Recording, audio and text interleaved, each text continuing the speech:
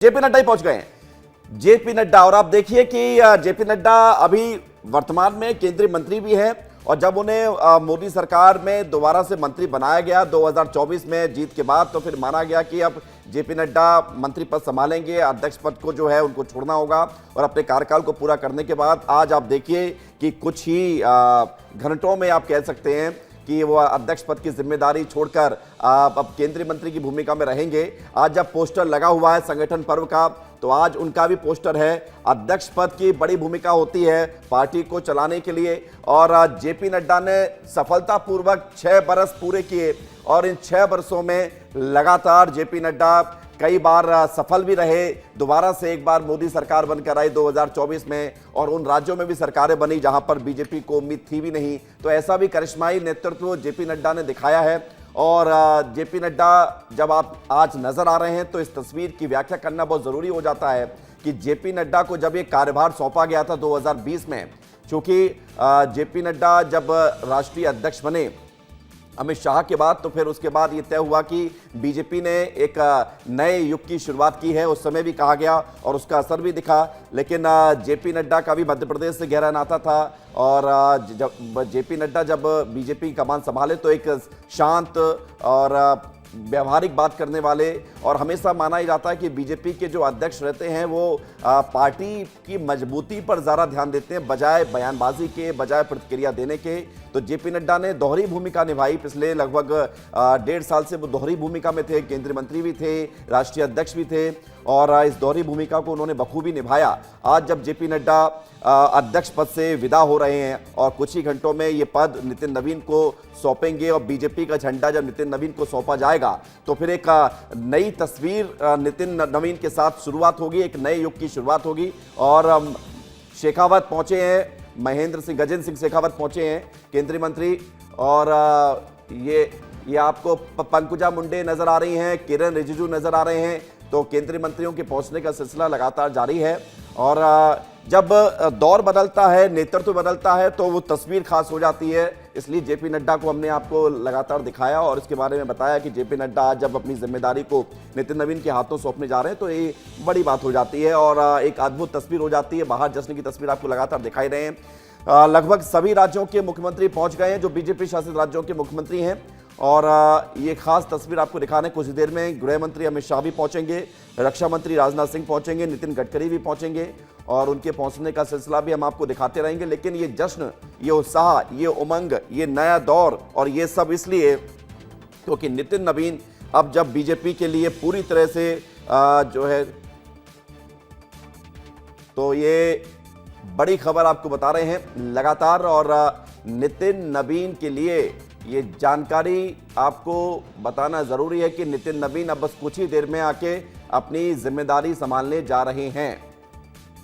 तो ये बड़ी खबर आपको बता रहे हैं, नितिन नवीन का राज तिलक होने जा रहा है और वो तस्वीरें भी चलाते रहिए, पुरानी तस्वीरें जो सामने आई थी। और ये आप देखिए बीजेपी के हेडक्वार्टर का सबसे पहले ये बनकर तैयार हुआ था और अमृत भी हमारे साथ लगातार बने हुए हैं। अमृत, बीजेपी के स्वर्णिम दौर को अगर देखा जाए तो माना जाता है कि ये सबसे स्वर्णिम दौर चल रहा है इस वक्त जो है 2014 से, जब से केंद्र में बीजेपी की सरकार बनी, मोदी सरकार बनी। और हमारे साथ इस वक्त एडिटर चीफ ज्ञानेंद्र तिवारी जी भी जुड़ गए हैं। तो ज्ञानेंद्र तिवारी जी से मैं समझना चाहूंगा कि ये तस्वीरें, ये खास बातें ज्ञानेंद्र जी, हम और आप बात कर रहे थे और आज के बातचीत में बहुत ज्यादा तस्वीर बदली नहीं है, लेकिन हाँ एक चीज बदल गया है।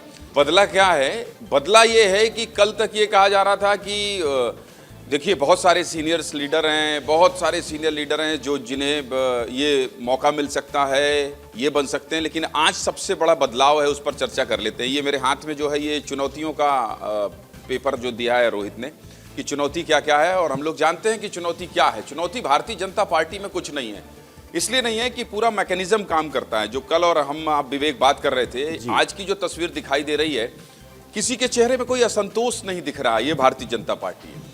हर व्यक्ति के अंदर एक स्वीकारोक्ति दिख रही है, हर व्यक्ति नितिन नवीन की अध्यक्षता को स्वीकार कर रहा है। ये भारतीय जनता पार्टी है। अमित शाह ने जब बिहार से पहली बार पहुंचे थे दिल्ली बीजेपी भारतीय जनता पार्टी के राष्ट्रीय कार्यालय में नितिन नवीन, तो वो आधे घंटे खड़े होकर पूरे भारतीय जनता पार्टी को ये मैसेज दे दिए थे कि यही अनुशासन है और यही तरीका है भारतीय जनता पार्टी का, ये है बीजेपी की कार्यप्रणाली।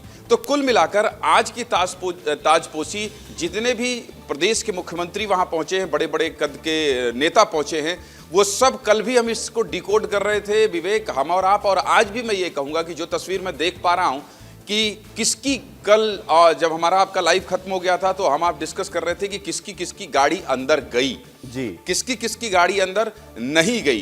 तो गिनती से 2-4 लोग थे जिनकी गाड़ी अंदर गई, जिसमें एक अमित शाह थे जी, राजनाथ थे, इसके अलावा नितिन गडकरी। बिल्कुल।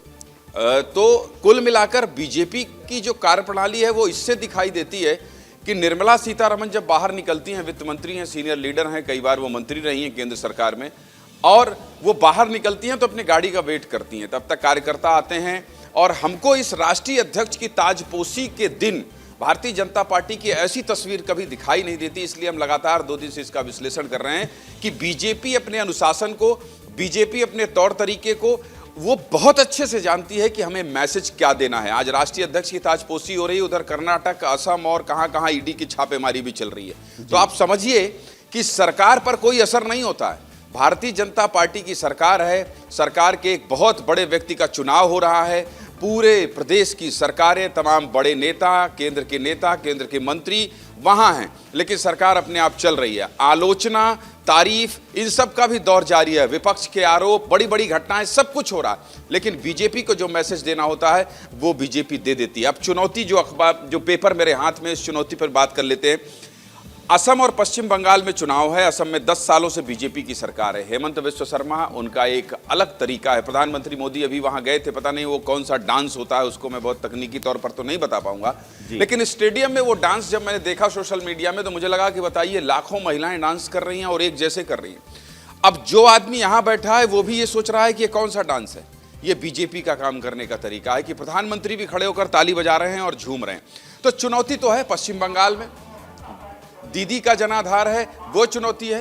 पश्चिम बंगाल में दीदी लगातार चुनाव जीत रही हैं और दीदी की एक फैन फॉलोइंग है, महिलाओं का उन पर भरोसा है। लेकिन तस्वीर जो आ रही है आज, जो तस्वीर भारतीय जनता पार्टी के कार्यालय से आ रही है, मैंने देख नहीं पा रहा हूं विवेक, तो आप मुझे रोक के उस तस्वीरों को, उन तस्वीरों को भी ब्रीफ कर सकते हैं। जी, तो जैसे कि अभी नायब सिंह सैनी पहुंच गए हैं वहां, तो इसी तरह से इन तस्वीरों के सहारे हम ये विश्लेषण करने की कोशिश कर रहे हैं कि बीजेपी की क्या कार्यशैली है।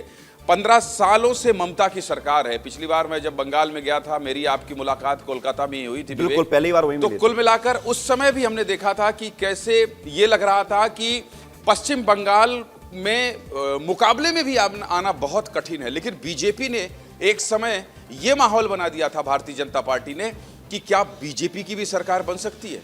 तो सोचिए आप, बीजेपी ये लड़ना जानती है, इसलिए मुझे लगता है कि सिर्फ नितिन नवीन की चुनौती, लेकिन नितिन नवीन के लिए सवाल होता है, जैसे कि माना ही जाता है कि सब कुछ ठीक दिख रहा है और आपने भी इसका जिक्र किया कि कहीं असंतोष का भाव नहीं है, लेकिन जैसा विपक्ष कह रहा है कि ये एक कठपुतली बना दिया गया है, रिमोट कंट्रोल तो अमित शाह के हाथ में रहेगा, इस तरह की बातें करके ये फैलाना चाह रहा है कि ये विपक्ष की रणनीति भी हो सकती है कि बीजेपी ने एक नए अध्यक्ष को बनाया जरूर है कम उम्र के, लेकिन जो निर्णय होंगे वो बड़े बड़े नेताओं के द्वारा ही लिए जाएंगे।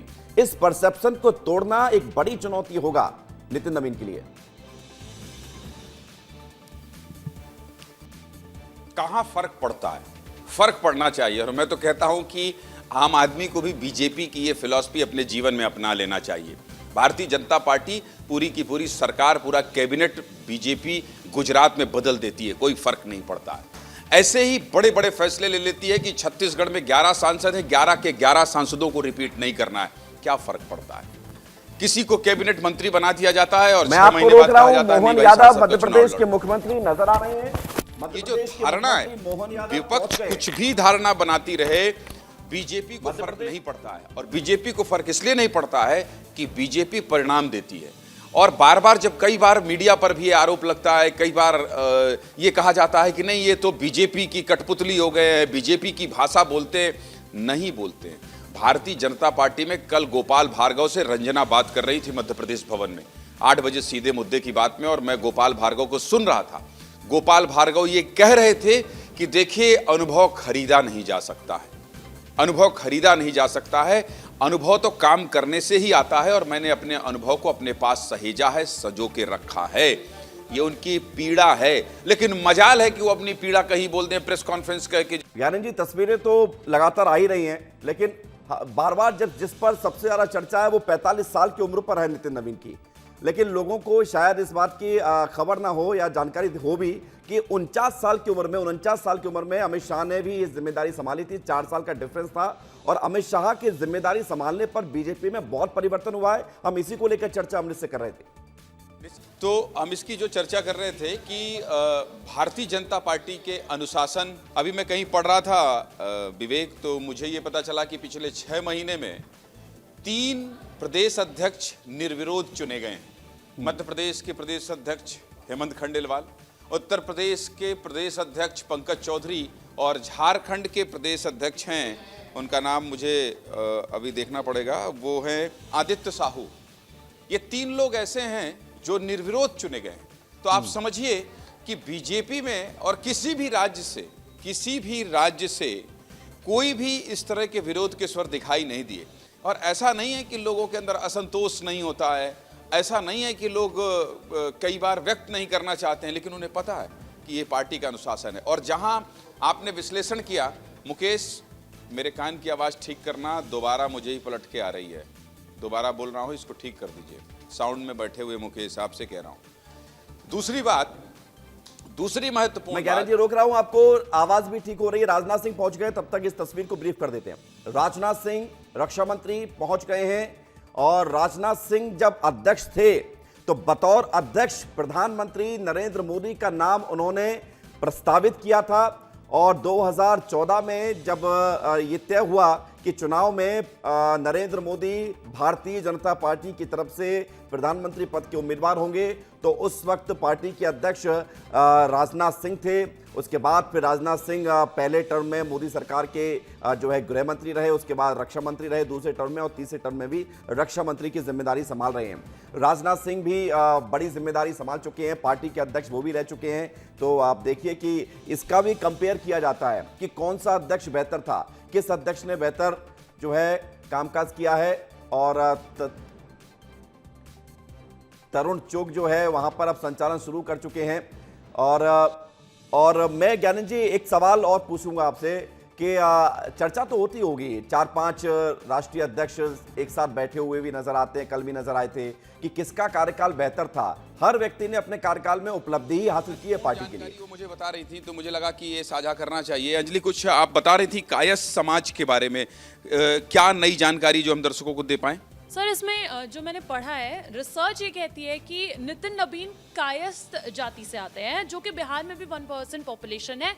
और भारतीय जनता पार्टी या कोई भी इतनी बड़ी पार्टी अगर उस 1% जाति पर जाती ना, तो वो इतनी टॉप लीडरशिप नहीं देती, इतना बड़ा पद नहीं देती। यानी कि न जाति की सीमा रखी, न उम्र की सीमा रखी। भारतीय जनता पार्टी ने इस बार आगे का सोचा है। और आगे का कैसे सोचा है? एक युवा नेतृत्व को जिम्मेदारी देकर सोचा है। तो पार्टी जो है अपनी आइडियोलॉजी और अपना जो सेट प्लान, एक्शन प्लान, वो भी बदलती हुई नजर आई है। नितिन नवीन का नेतृत्व यहाँ पर एक बहुत बड़ा नेतृत्व माना जा सकता है। निश्चित तौर पर जो अंजलि, मैंने कहा था अभी हमारे तमाम टीम के लोगों से कि आप लोग देखिए कि कुछ इनसाइड स्टोरी जो मिले, तो इंडियन एक्सप्रेस की स्टोरी पढ़ रही थी अंजलि, और उन्होंने बताया कि कायस्थ समाज के जो वोटर हैं उसके आधार पर एक तो क्षेत्र और जाति, और बिहार में बहुत बड़ा फैक्टर है, बिहार ही नहीं बंगाल में भी बहुत बड़ा फैक्टर है। तो एक बड़ी वजह ये भी है। आप मुझसे कोई प्रश्न कर रहे थे, मैं बीच में आपको इंटरप्ट कर दिया। मैं ज्ञानंद जी यही पूछ रहा था कि जितने राष्ट्रीय अध्यक्ष रह चुके हैं, चाहे वो राजनाथ सिंह हो या फिर अमित शाह हो, जेपी नड्डा हो, नितिन गडकरी हो, लोग कार्यकर्ता तो तुलना करता होगा ना कि किसका कार्यकाल बेहतर रहा। लेकिन बीजेपी के लिए सभी ने बेहतर काम किया, ये तो हर कोई कह सकता है। मनोज तिवारी से पूछा गया, आप ही एंकरिंग कर रहे थे विवेक, और अभी मनोज तिवारी से पूछा गया कि ये बताइए कि कैसा रहेगा, तो बोले इनका कार्यकाल बहुत अच्छा रहने वाला है, बहुत सफलतापूर्वक रहने वाला है। फिर उनको लगा कि मैंने कुछ फाउल तो नहीं खेल दिया, तो उन्होंने तुरंत अपनी बात को सुधारा विवेक, आपको याद होगा, और उन्होंने कहा कि इसी तरह जैसे जेपी नड्डा जी का सफल कार्यकाल रहा है। तो कुल मिलाकर कोई भी नेता हो, आप देखिए कल अनुशासन की, मैं तो कहता हूं कि अनुशासन कहीं देखना सीखना हो तो सिर्फ बीजेपी से सीखना चाहिए। कल केंद्र के नेताओं को हमारे 4-4, 5-5 सहयोगी लगे रहे कि कुछ रिएक्शन आ जाए। राज्य से गए नेताओं ने दिया, लेकिन केंद्र के नेताओं का अनुपात और संख्या अगर आप देखेंगे तो बहुत कम है। उन्होंने रिएक्शन देने से बचा। रंजना ने तो वित्त मंत्री निर्मला सीतारमण से सड़क में ही जाके पूछा कि बताइए आप, उन्होंने कहा नहीं, नो कमेंट। तो ये अनुशासन है। बीजेपी जहां रोज अमित शाह के साथ बैठना हो, नरेंद्र मोदी के साथ बैठना हो, बीजेपी के संगठन के साथ बैठना हो, संघ के साथ बैठना हो, वो लोग जानते हैं कि कम बात करके अपनी बात को कैसे असरदार बनाना है।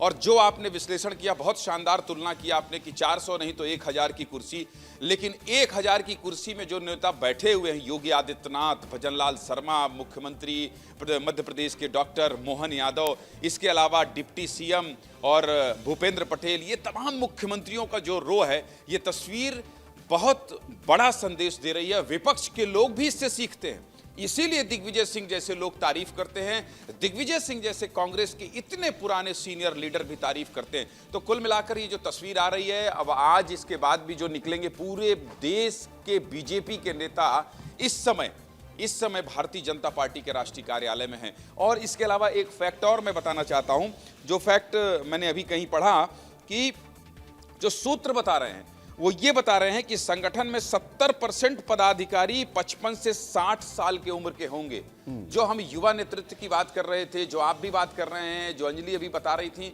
तो ये बहुत बड़ी बात है कि 55 से 60 साल के उम्र के लोग 70% रहने वाले हैं, जबकि 30% लोग 60 साल से अधिक उम्र के सीनियर नेता भी होंगे। अभी जब रो हम दिखा रहे थे तो वहां वसुंधरा राजे पीछे बैठी थी। वसुंधरा राजे राजस्थान में मुख्यमंत्री रही, बड़ी आक्रामक नेता रही, थोड़ी विद्रोही प्रभाव की भी उनकी छवि रही है कि वो, आपको याद होगा कि कई बार ये भी कहा गया कि संघ ने उनको बहुत मनाने की कोशिश की, लेकिन वो बात बाहर नहीं आई। ये सब सूत्रों के ही हवाले से खबर है, जैसे सूत्र हम बता रहे हैं, जो भारतीय जनता पार्टी हमेशा फेल कर देती है। तो ये जो सारे सीनियर लीडर्स जो केंद्रीय मंत्री हैं, वो मुख्यमंत्री के रो के पीछे बैठे हुए हैं, और आगे जो पंक्ति है वो एक प्लास्टिक की चेयर में बैठे हुए हैं। कल तो अमृत दिखा रहे थे तो बड़ी वीआईपी सी चेयर दिख रही थी, लेकिन अभी जो चेयर है, मुझे लगता है ये सुबह सुबह बदल दिया गया है, क्योंकि रात सीधे मुद्दे की बात भी थोड़ी ठीक ठाक चेयर थी, अब प्लास्टिक की चेयर लगा दी गई है। और उस चेयर को आपने पकड़ा और उस चेयर को बताया कि देखिए, जिस राज्य के लाखों करोड़ों रुपए, वहां के मुख्यमंत्री यहां बैठे। तो कुल मिलाकर ये जो मैसेज है, नितिन नवीन की स्वीकारोक्ति, थोड़ा कठिन शब्द मैंने बोल दिया, नितिन नवीन को स्वीकार करने वाला मैसेज इस पूरे समारोह से जाए, इसकी कोशिश है भारतीय जनता पार्टी की। और भारतीय जनता पार्टी इस कोशिश में सफल इसलिए दिखाई दे रही है क्योंकि एक तो भारतीय जनता पार्टी का इतिहास रहा है। आपने जैसे अभी बात कही कि जितने भी अध्यक्ष रहे हैं, सब ने अपने अपने समय में कुछ ना कुछ ऐसा किया है कि उसको याद किया जाएगा। और ये मैसेजिंग जो देने की परंपरा है बीजेपी की, वो तो बिहार से निकलने के बाद दिल्ली पहुंचना और दिल्ली एयरपोर्ट से बीजेपी के केंद्रीय दफ्तर पहुंचने में नितिन नवीन के जेपी नड्डा ने और अमित शाह ने और तमाम बड़े नेता ने, रविशंकर प्रसाद की तस्वीर उस दिन की आपको याद हुई होगी कि रविशंकर प्रसाद के सामने नितिन नवीन तो बच्चे रहे होंगे। ब्रिजमोहन अग्रवाल की तस्वीर आपको याद होगी उस दिन की, कैसे खड़े होकर अगुवाई करने के लिए इंतजार कर रहे थे, और आधे घंटे तक अमित शाह खड़े होकर उन्होंने बता दिया कि भाई साहब नहीं, नितिन नवीन, कहीं अखबार में किसी जगह खबर भी छपी थी कि नितिन नवीन को अब आपको अध्यक्ष के रूप में ही स्वीकार करना होगा, माननीय अध्यक्ष जी कहना होगा। हाँ, माननीय अध्यक्ष कहना पड़ेगा। तो ये जो मैसेज देने, मतलब कुल अगर मान लीजिए कहीं हीला हवाली भी हुई, अगर किसी ने सोचा कि भाई मनोज तिवारी के तो नितिन नवीन पैर पड़ते थे, मनोज तिवारी के नितिन नवीन पैर पड़ते थे, और नितिन नवीन अनुशासित सिपाही हैं, लेकिन अब आज की स्थिति में आपको ये समझना पड़ेगा। अब मुझे जी, आप जो बेहतर कह रहे हैं ज्ञानी जी, अब देखिए, जब से मैं बॉडी लैंग्वेज पढ़ने की लिए कोशिश करता हूं, नितिन नवीन जब से कार्यकारी अध्यक्ष बने हैं, कल हम लोग जब चर्चा कर रहे थे कि नितिन नवीन ने पब्लिक बाइट कभी नहीं दी, उसके बाद अध्यक्ष बनने के बाद, कार्यकारी अध्यक्ष बनने के बाद, उसके बाद से नितिन नवीन बहुत, मतलब उनका नेचर ऐसा ही रहा है जैसा हम पिछले 1.5 महीने में देख रहे हैं कि सौम्यता है, बहुत ज़्यादा मुस्कुराना नहीं, सहज भाव सबसे मिलना, उसके बाद बहुत कुछ कहना नहीं, खामोशी से अपनी हर बात कह देना, समझा देना। ये बॉडी लैंग्वेज क्या मैसेज देती है? छत्तीसगढ़ के प्रभारी रहे और छत्तीसगढ़ को एक समृद्ध राज्य तो अभी नहीं कहा जाएगा, लेकिन खनिज के आधार पर अगर देखा जाए और छत्तीसगढ़ में मिनरल के आधार पर देखा जाए तो अभी वो विकसित राज्य हो गया ऐसा नहीं, लेकिन विकसित होने की दिशा में बहुत तेजी से बढ़ रहा है छत्तीसगढ़। वहां किसी चीज की कमी नहीं है। ऐसे में वहां बहुत पुराने, आप मध्य प्रदेश में देख लीजिए। मैं कल भी इस बात का जिक्र कर रहा था कि अगर किसी को नितिन नवीन की शख्सियत को समझना हो, किसी को भी नितिन नवीन की शख्सियत के बारे में बहुत ज्यादा जानना हो, तो उसको छत्तीसगढ़ में नितिन नवीन की कार्यशैली को स्कैन कर लेना चाहिए। शायद आ रहे हैं। ज्ञानेंद्र जी, मैं आपको इंटरप्ट कर रहा हूं। ये जो तस्वीर आ रही है दिल्ली बीजेपी हेडक्वार्टर में, ये संभवतः गाड़ी नितिन नवीन की हो सकती है, क्योंकि तमाम बड़े नेता तो आ चुके हैं और नितिन नवीन इस गाड़ी में हो सकते हैं। और आज उनकी पहली तस्वीर बड़ी खास रहने वाली है। नितिन नवीन ही है, नितिन नवीन ही है। और आप देखिए कि गमछा है गले में और ब्राउन कलर की हाफ जैकेट है और शर्ट वाइट कलर की, ये उनका पहनावा, और उसी साधारण अंदाज में नजर आ रहे हैं। और आप देखिए ये पल जब बदलता है, दौर बदलता है, मैं तो सत्ता परिवर्तन नहीं कहूंगा इसको, लेकिन जब कहते हैं कि नेतृत्व परिवर्तन होता है तो हर चीज की चर्चा होनी चाहिए। ये जो नेतृत्व परिवर्तन होता है, जेपी नड्डा भी आए तो लोगों से मिले। अब जेपी नड्डा केंद्रीय मंत्री कहलाएंगे, राष्ट्रीय अध्यक्ष नितिन नवीन कहलाएंगे। ये दौर को आसानी से ग्रहण कर पाना जिसको मिलता है उसके लिए तो ठीक होता है, लेकिन जिसके पास से जाता है उसके लिए ठीक नहीं समझा जाता। ये बहुत परिवर्तन का दौर होता है। कैसे इसको सहजता देखना चाहिए। आज जो आपने कहा मैं समझ गया, नितिन नवीन की ये जो गाड़ी से उतरने और नमस्कार करने, संजय मयूख से हाथ मिलाने और एक शॉल डला हुआ और फिर अंदर सीधे चले जाना मुस्कुराते हुए, इस तस्वीर को भी हमको आपको थोड़ा सा दर्शकों को समझाना चाहिए कि नितिन नवीन की जो ये सहजता है। मैंने थोड़ी देर पहले आपसे यही कहा कि नितिन नवीन की शख्सियत को अगर किसी को समझना है तो सिर्फ छत्तीसगढ़ में नितिन नवीन की कार्यशैली को समझा देना ही समझ जाएंगे लोग कि नितिन नवीन किस तरह के व्यक्ति हैं। मध्य प्रदेश में और छत्तीसगढ़ में विधानसभा का चुनाव होता है। ओम माथुर के साथ नितिन नवीन सह प्रभारी होते हैं और सह प्रभारी होते हैं और फिर उसके बाद प्रभारी बन जाते हैं। भूपेश बघेल की सरकार होती है और भूपेश बघेल की सरकार पूर्ण बहुमत के साथ, ताकत के साथ होती है और दोबारा ऐसा लगता है कि छत्तीसगढ़ में भूपेश बघेल की सरकार बनेगी। लेकिन होता क्या है? होता यह है कि महतारी वंदन योजना के साथ ही छत्तीसगढ़ का पूरा चुनाव पलट जाता है। 50-50 हजार लोगों को फोन किया जाता है एक एक विधानसभा में और कहा जाता है कि फॉर्म भरिए, और इससे फिर यू टर्न दिखाई देने लगते हैं। आप सोचिए कि चावल, धान का बोनस 3100 रुपए देने का वादा भारतीय जनता पार्टी करती है और धान के मामले में ही भारतीय जनता पार्टी की सरकार गई थी जब रमन सिंह मुख्यमंत्री थे। तो आप इस बात से अंदाजा लगा सकते हैं कि नितिन नवीन ने उन सब चीजों को समझा। समझने के बाद बहुत शांति से, उनकी टीम बहुत शांति से काम कर रही थी। इसके बाद और बड़ी बात बताता हूं, नितिन नवीन के आज गाड़ी से उतरते और भारतीय जनता पार्टी के कार्यालय में प्रवेश करने के दौरान की जो शांति, जो एक सौम्यता, सरलता थी, उसके बारे में भी बता देता हूं। मध्य प्रदेश में कई बड़े नेता जो केंद्र में मंत्री रहे, उनको केंद्र से राज्य में लाया गया, 4 राज्य में चुनाव लड़वाया गया और उसके बाद क्या हुआ? उसके बाद उन्हें मंत्रिमंडल की पद की शपथ दिलाई गई। छत्तीसगढ़ में क्या हुआ?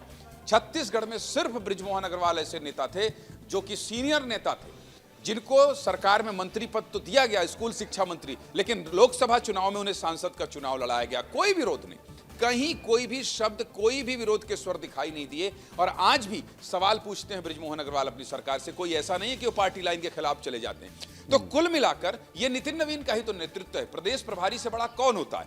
प्रदेश प्रभारी से बड़ा कोई नहीं होता। प्रदेश प्रभारी का ही तो नेतृत्व है कि कोई विरोध के स्वर नहीं। नए नए मंत्री बना दिए गए, पहली बार के लोग डिप्टी सीएम बना दिए गए, नए नए मंत्री बन गए और उन मंत्रियों का परफॉर्मेंस बहुत ही अच्छा है, ऐसा भी नहीं है। लेकिन बीच बीच में नितिन नवीन का आना, फिर उसके बाद गृह मंत्री अमित शाह ने एक दूसरा ठिकाना छत्तीसगढ़ को बना लिया, क्योंकि आप जानते हैं 31 मार्च 2026 नक्सलवाद को खत्म करना।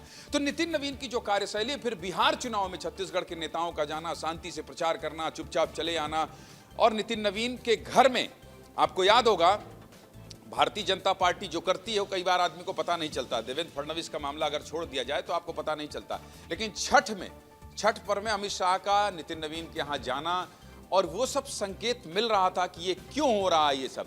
तो कुल मिलाकर नितिन नवीन की तैयारी बहुत पहले हो गई थी। और एक खबर ये भी थी कि जब डीजीपी की बैठक हुई थी छत्तीसगढ़ में और तमाम प्रदेश के डीजीपी आए थे, वहां पर बैठक हुई थी और प्रधानमंत्री और अमित शाह 2-3 दिन के लिए थे, उस समय भी नितिन नवीन आए थे। तभी इस बात की पूरी पटकथा लिखी गई थी, तभी इस बात पर मुहर लगी थी कि देश के मैं यही सवाल पूछने वाला था आपसे और आपने उसको पूछने से पहले ही आंसर दे दिया कि आज जब लोग नितिन नवीन को अध्यक्ष बनते हुए देख रहे हैं तो ये पटकथा चूंकि बहुत समय पहले लिखी जा रही थी और देखा जा रहा था, लेकिन चर्चा बहुत हो गई थी कि बीजेपी का राष्ट्रीय अध्यक्ष कब बनेगा। आप और हम सब लोग चर्चा भी करते थे मीटिंग्स में कि ये कब होने वाला है।